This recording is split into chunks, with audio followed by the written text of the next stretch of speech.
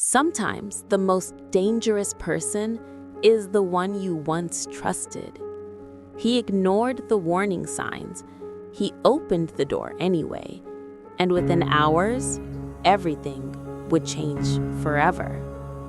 This is a true story.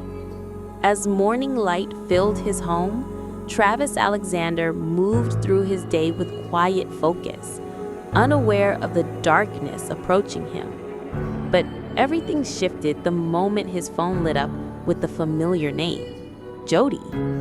He hesitated, feeling the tension rise before finally answering. The call left him uneasy, and soon another message appeared. "We need to talk." By evening, a sudden knock echoed through his home. When Travis opened the door, Jody stood there, calm, composed, and entirely unexpected. He tried to hide his discomfort, but his face revealed hesitation as he let her inside. In the kitchen, the silence between them felt heavy.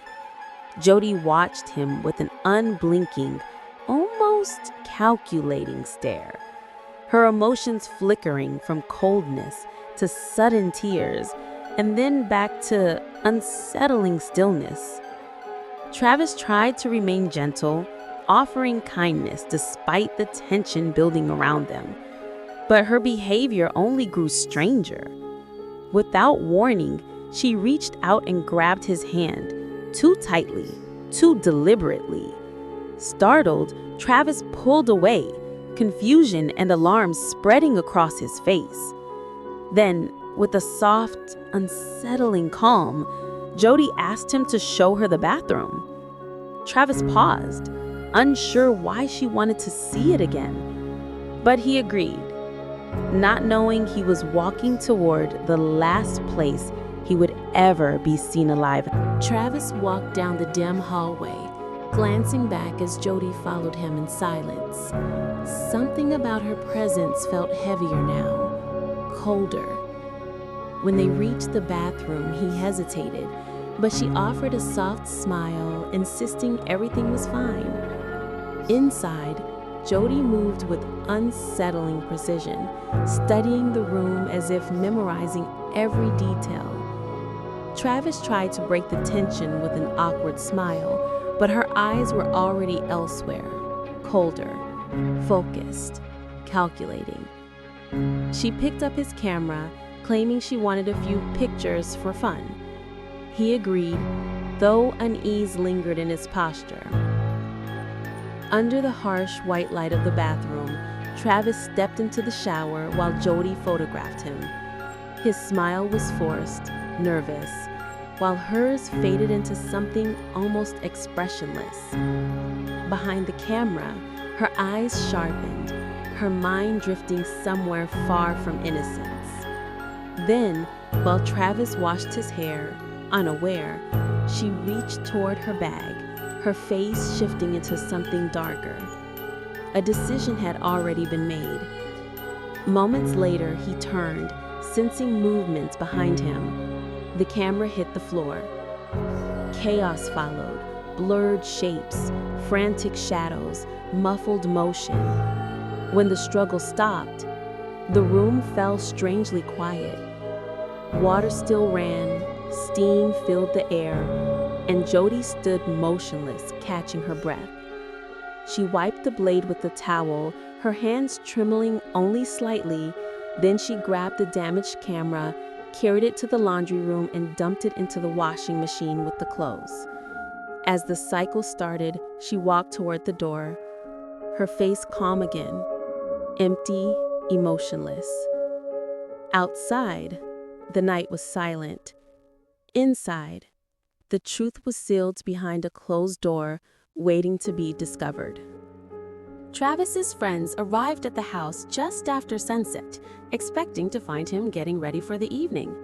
But the moment they stepped onto the porch, something felt wrong.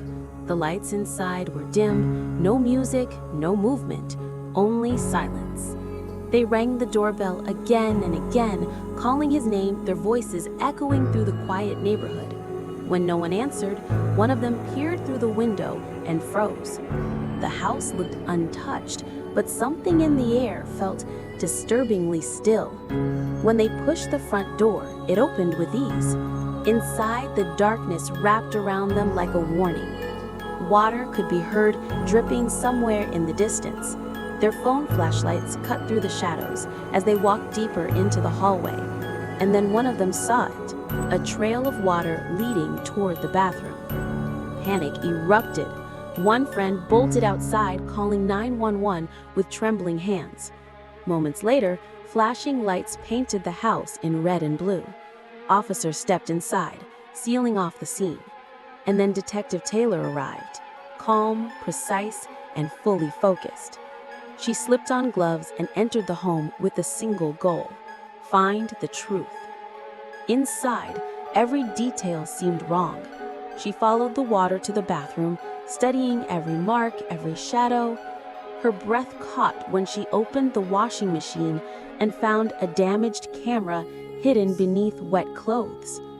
She lifted it carefully, staring at the cracked lens, knowing instantly this was no accident. Back in the living room, she placed the camera into an evidence bag, her expression tightening. Something dark had happened here, and she could feel the weight of it pressing through the walls. Later, in her office, the recovered photos finally appeared on her desk, blurred, haunting images that made her step back in shock. Piece by piece, she began building the board of evidence, realizing that whatever happened that night was far more sinister than anyone first imagined. In the quiet of her office, Detective Taylor studied the damaged photos recovered from Travis's camera. The images were blurred, distorted, but something about them felt important. She leaned closer, noticing the faint outline of a hand, delicate, with a distinct manicure. It wasn't Travis's hand, and it wasn't a stranger's. She printed the images, laying them out carefully, each one revealing a little more than the last. When she showed them to the forensic technician, he could only confirm what she already sensed. Someone else had been inside that bathroom, someone who didn't want to be seen. Back at her desk, Taylor pinned the photos onto the evidence board. As she stepped back, the patterns slowly began to form. A woman's presence, a familiar shape, a deliberate attempt to hide something. She picked up one photo, the one with the clearest view of the mystery hand, and examined it with a magnifier. A chill ran through her. The manicure, the nail shape, it looked intentional, recognizable. Taylor made call after call, speaking to Travis's friends, gathering details. And then, during one interview, everything shifted. His friend mentioned the name that had been hanging in the air from the very beginning: Jody. Jealous, unpredictable, obsessed. Taylor listened without blinking, every word confirming her growing fear. She returned to her office, grabbed another photo of Jody from the database, and placed it beside the recovered image. The match was unmistakable. She stepped back from the board, exhaling slowly. The truth was staring right at her. Jody wasn't just connected to Travis. She had been there, in the house, at the time he died. Taylor grabbed her phone, issuing rapid orders. Officers gathered around as she briefed them, her tone sharp and unwavering. This wasn't just suspicion anymore. This was a lead. Moments later, she walked out of the department and headed to her car, carrying the entire weight of the case with her. She now knew exactly who she needed to find, and she understood one thing clearly. The killer wasn't running from the truth. She had been trying to erase it. Detective Taylor drove through the quiet night, the weight of the case pressing heavier with every mile. Travis's photos had revealed more than anyone expected, and now she was heading straight toward the one person whose name kept resurfacing. When she arrived at Jody's house, the neighborhood was still, almost too peaceful. Taylor knocked on the door, and after a moment, Jody appeared, calm, polite, and strangely composed, as if she had been rehearsing this moment. Inside, the house felt warm, almost inviting. But nothing about Jody's behavior matched the setting. She smiled too much. Her voice wavered. Her eyes moved just a bit too quickly. Taylor studied her carefully, every gesture, every pause. And the more Jody spoke, the clearer it became. Her story didn't quite fit. When Taylor showed her one of the blurred photos from the recovered camera, Jody froze for a fraction of a second, just long enough for the truth to slip through her mask. She laughed nervously, tried to redirect the conversation, tried to appear relaxed, but her trembling hands betrayed her.